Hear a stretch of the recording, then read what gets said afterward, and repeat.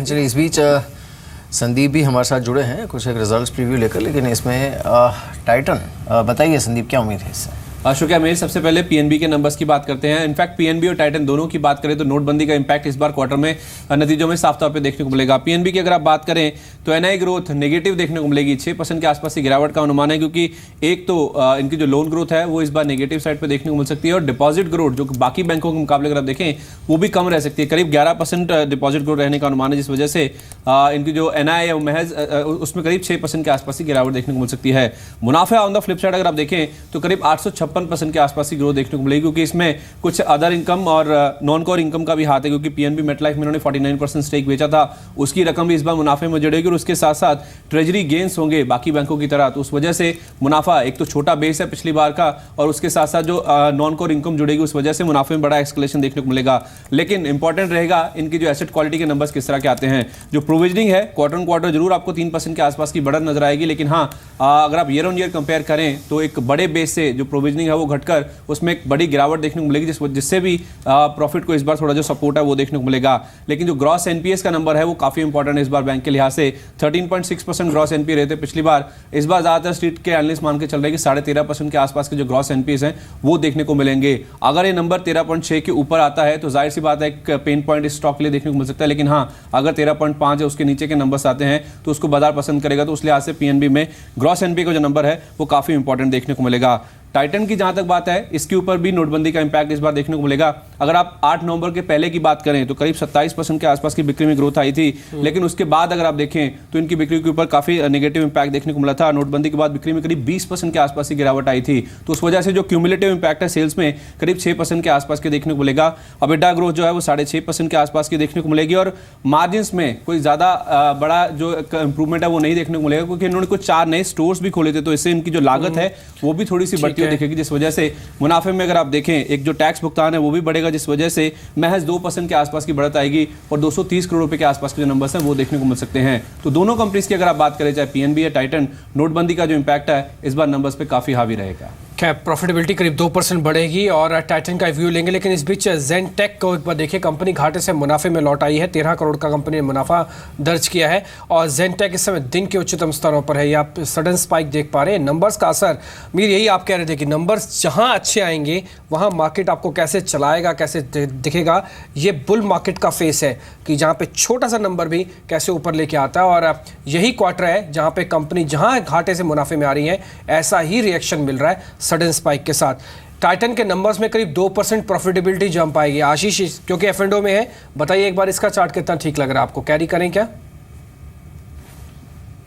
बिल्कुल करना चाहिए। आज 7% का ओपन इंटरेस्ट में इजाफा है, और बहुत लंबे समय के बाद अच्छे वॉल्यूम्स भी देखने को मिले, तो मेरा तो मानना है कि ये स्टॉक धीरे धीरे अपने ऑल टाइम हाई की टेरिटरी पे जा रहा है। But in a shorter term 410 तक के टारगेट जो है वो आने वाले 3 से 4 दिनों में देखने को मिल सकते हैं। डाउन साइड में 388 का एक स्टॉप लॉस रख के लॉन्ग पोजीशन टाइटन में बनाई जा सकते हैं। इस बीच एक बार बीएसई के काउंटर को देखते हैं। अब ये प्रॉफिट टेकिंग का शिकार आज होते हुए करीब 3.5% नीचे 1030 के आसपास ट्रेड कर रहा है। सिद्धार्थ, बीएसई पर क्या सलाह होगी आपकी? आज ऑलमोस्ट 3.5% नीचे है।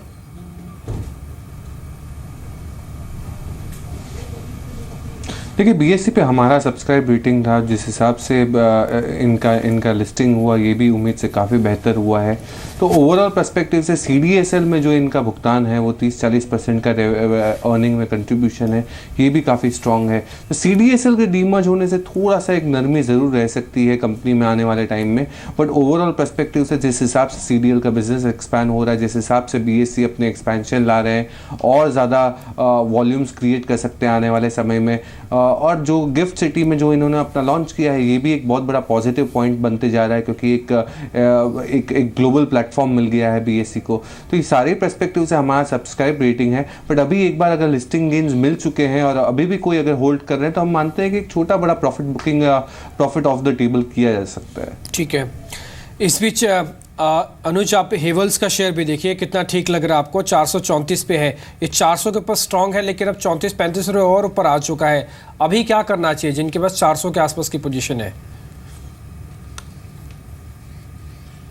देखिए मेरे ख्याल से अगर किसी की पोजीशन 400 के आसपास की है और शॉर्ट टर्म ट्रेडिंग के हिसाब से ले रखा था तो यहाँ पर एक प्रॉफिट बुक करने का ज़रूर से माहौल आ गया है। काफ़ी ओवरबॉट लग रहा है शेयर, अगर शॉर्ट टर्म चार्ट्स पर देखा जाए थोड़ा सा करेक्शन देखने को मिल सकता है, लेकिन अगर ट्रेलिंग स्टॉप लॉस के साथ चलना चाहें तो मेरे ख्याल से आने वाले दिनों में और भी एक अच्छा मूव देखने को मिल सकता है। एक बार 437 440 के लेवल निगोशिएट होते हैं तो आपको जो अपसाइड मिलेगी वो लगभग ऑल टाइम हाई जो तकरीबन 455 460 के बने हुए थे वहाँ तक के लिए मिल सकती है। तो एक ट्रेलिंग स्टॉप लॉस रखना चाहते हैं अगर ट्रेडर तो वो भी रख सकते हैं जो तकरीबन 420 के नीचे का आता है। इनिशियल टारगेट तकरीबन 455 से 460। इस बीच दो शेयर आप और देखिए, एक तो प्रिज्म सीमेंट ये समय काफ़ी स्ट्रांग मूव दे रहा है और साथ ही एलटी फूड्स, ये पर्टिकुलर वैसे सेगमेंट हैं जहां पे वैल्यूएशन काफ़ी अच्छी बताई जाती है और आप कहो कि स्ट्रांग मूव बेस है बजट का और बाजार का भी, तो ये शेयर बहुत तेज़ी से ऊपर आ रहे हैं। एलटी फूड और प्रिज्म सीमेंट दोनों के चार्ट देखिए एक बार आशीष आप, और दोनों में से कौन सा ठीक लग रहा है आपको, किसको कैरी किया जाए, प्रिज्म सीमेंट और एलटी फूड्स? देखिए प्रिज्म सीमेंट के अंदर तो एक आज हमने देखा है वीकली ब्रेकआउट हुआ है और वॉल्यूम्स भी अच्छे हैं, तो मुझे लगता है कि इसके अंदर में जो अपसाइड है वो हमें करीब करीब 5-1% के अपसाइड देखने को मिल सकती है। मे बी 130 तक के टारगेट्स 1 से 2 हफ्तों में हम एक्सपेक्ट कर सकते हैं, तो ये मुझे काफ़ी बेटर नज़र आ रहा है प्रिज्म सीमेंट्स। और एलटी फूड्स की जहाँ तक बात है तो देखिए ये एक ऑल टाइम हाई पे ये टेरिटरी में स्टॉक चल रहा है, तो रिस्क रिवॉर्ड के नज़रिए से मैं समझता हूँ कि अभी थोड़ा सा कहना मुश्किल है, इसके नया ट्रेड तो नहीं ले सकते बट डेफिनेटली ट्रेल किया जा सकता है और 455 का एक ट्रेलिंग स्टॉप लॉस रख के पोजीशन कैरी की जा सकती है। आशीष दो शेयर और देखिए, एक तो मिर्जा इंटरनेशनल और दूसरा बाटा तो 3 महीने के बाद आज फिर से 500 के लेवल के ऊपर आया है क्योंकि डेरिवेटिव का शेयर भी है। जरा मेरे को बाटा में बताइए कि क्या करना चाहिए, बाटा और मिर्जा इंटरनेशनल दोनों ऊपर है, बाटा का व्यू दीजिए। देखिए बाटा के अंदर में आज बहुत समय के बाद एक मूव हमें इस तरह का देखने को मिला है जिसमें स्टॉक वॉल्यूम्स के साथ बढ़ा है, तो एक शॉर्ट टर्म में तो अपसाइड देखने को मिल सकती है। मे बी 525 530 के शॉर्ट टर्म टारगेट्स एक्सपेक्ट किए जा सकते हैं, वहाँ पर पे थोड़ा रेजिस्टेंस जोन है, तो वहाँ मैं समझता हूँ प्रॉफिट बुकिंग करना एडवाइजेबल रहेगी। आप इनफैक्ट बाटा की बात कर रहे थे, मैं देख रहा था सारे ही जो लेदर इंडस्ट्री रिलेटेड स्टॉक्स हैं सभी में अच्छा मूव देखने को मिल रहा है। दूसरा इंटरेस्टिंगली आप देखिए जो 52 वीक हाई स्टॉक्स की लिस्ट है उसे अगर आप देखिए, बाजार बंद होने वाला है लेकिन 52 वीक हाई स्टॉक्स जो है उसकी लिस्ट में आप देखिए आज जैसे आरती इंडस्ट्रीज़ है, बलरामपुर चीनी, Dhampur sugar, IGL, Bajaj financial services, इस तरह के कई काउंटर्स हैं जिसमें आज काफ़ी अच्छे वॉल्यूम्स के साथ महानगर गैस और एक काउंटर है, देखिए IGL तो 1000 का हो गया, IGL 1000 का हो गया, महानगर गैस उसे चेस करते हुए ये सारे काउंटर्स ऐसे हैं जिस पर अच्छा मूव देखने को मिल रहा है। दूसरा एक बार जल्दी से देख लेते हैं बाजार बंद होने से पहले कैश के गेनर्स को जो कि हाईएस्ट गेन के साथ बंद हो रहे हैं। इसमें माधव मार्बल्स तो है ही आज के हमारे पिक, इसके अलावा AGS logistics, Madhav copper, west coast paper, Arshiya international, Eros international, Zen technologies की आपने बात की थी, Gujarat Ambuja exports, sugar space में Andhra sugar, Uttam sugar, Dhampur sugar, Balrampur Chini, Bajaj financial services, Dilip Buildcon, ये सारे काउंटर्स हैं जो कि काफ़ी अच्छे गेंस के साथ आज बंद हो रहे हैं। प्रभात डेयरी और एक काउंटर है जो कि करीब 7.5% के गेन के साथ आज बंद होने की तैयारी में है। ओवरऑल अगर आप देखेंगे इस समय तो जो ब्रेथ है वो अभी भी अच्छी खासी है, करीब 1050 काउंटर्स बढ़त के साथ ट्रेड करते हुए। And look at Nifty bank, ये अभी भी करीब 1% ऊपर 20,375 के आसपास। और NBFCs में अगर आप देखेंगे तो यहाँ पर भी रुझान अच्छा देखने को मिला। आज सारे ही जो NBFC स्टॉक्स थे उसमें अच्छा रुझान देखने को मिला और साथ ही लेदर स्टॉक्स की आपने बात की थी, वहाँ पर काफ़ी अच्छा मूव देखने को मिला था। निफ्टी हो सकता है 8800 के नीचे की क्लोजिंग थे 8797 के आसपास इस समय ट्रेड करा, करीब 55 अंकों की तेज़ी। लेकिन निफ्टी के कंपोनेंट्स को अगर आप देखेंगे तो उसमें कुछ एक स्टॉक्स हैं जिस पर डेफिनेटली आज मार्केट ने न सिर्फ अच्छा मूव भी दिया है बल्कि डिपेंड किया है 8800 के ऊपर टिकने के लिए। बिल्कुल, इसमें कुछ हद तक रियल एस्टेट काउंटर भी आप जोड़ सकते हैं क्योंकि रियल एस्टेट के अंदर वैसे भी एक ट्रिगर ड्यू है, वो है अब 8 तारीख को ब्याज दरें कटने का, 25 BPS तक कट सकता है। निजी बैंकों ने आज काफ़ी तक बैंक को संभाला है। एक बार आप लेदर शेयर्स भी देख लीजिए सामने क्योंकि यहाँ पे काफ़ी स्ट्रांग मूव कई दिनों बाद तो बाटा के अंदर ही आते हुए दिखा, लेकिन मिर्जा इंटरनेशनल, लिबर्टी, रिलैक्सो सभी शेयर्स इस समय बढ़कर ही कामकाज कर रहे हैं। फाइनेंशियल और ऑटो के अंदर काफ़ी स्ट्रांग मूव आज देखने को मिला भी। और इसके अलावा आज के जो टॉप लूजर्स थे जहाँ पे दबाव थोड़ा सा देखने को मिला वो कुछ सरकारी बैंक और मेटल्स थे। आज मेटल नहीं चल पाए, ज़्यादातर मेटल शेयर्स के अंदर हमने प्रॉफिट बुकिंग क्योंकि चले बहुत है इसलिए कुछ प्रॉफिट बुकिंग यहाँ पर आती हुई देखी है। ये मार्केट का इस समय का ब्यौरा। और आप आज बाजार जहाँ पे क्लोजिंग दे रहा है, नो डाउट अपने आप में अच्छे लेवल्स के आसपास क्लोजिंग, 8800 के आसपास की क्लोजिंग है। लेकिन एक अच्छी चीज़ ये है कि बाजार के पास अभी भी पाने का बहुत कुछ है और खोने के लिए ट्रिगर्स तो मार्केट में खैर नहीं मिल रहा, सिर्फ और सिर्फ एक प्रॉफिट बुकिंग को अगर समझ लें तो।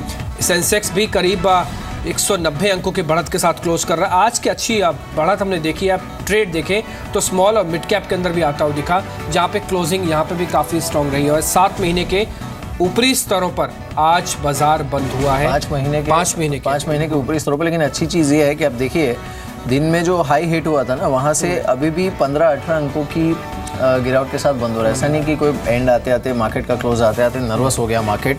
8800 के काफ़ी नज़दीक बंद हुआ है। वो प्रोविजनल क्लोजिंग है, एक बार देख लेते हैं, हो सकता है एडजस्टेड क्लोजिंग 8800 के ऊपर की भी देखने को मिले। लेकिन हाँ, क्लोजिंग बेसिस पर 5 महीनों का सर्वोच्च लेवल और लगातार चौथे दिन तेज़ी बाजार में देखने को मिली है, विच इज़ कमेंडेबल, खासकर इस तरह के माहौल में जहाँ पे बजट से पहले हर कोई ये मान रहा था कि मार्केट फुल्ली वैल्यूड है और कुछ हद तक गिरावट की आशंका है या फिर प्रॉफिट टेकिंग की संभावना है। और 4 बड़ी कंपनीज के कल रिजल्ट्स भी आने हैं, ठीक उससे पहले की क्लोजिंग है। ये वॉल्यूम एंड टर्नओवर देखिए आप, 4.5 लाख करोड़, 4.25 लाख करोड़ रुपए के आसपास का वॉल्यूम है। ठीक है, साइन अच्छा है मार्केट के अंदर। 8800 के ऊपर एडजस्टेड जो क्लोजिंग आ गई वो भी अब देखिए 8800 के ऊपर आई है, 8801 पर क्लोजिंग आते हुए एडजस्टेड। क्या कहेंगे आज की क्लोजिंग पर आप सिद्धार्थ?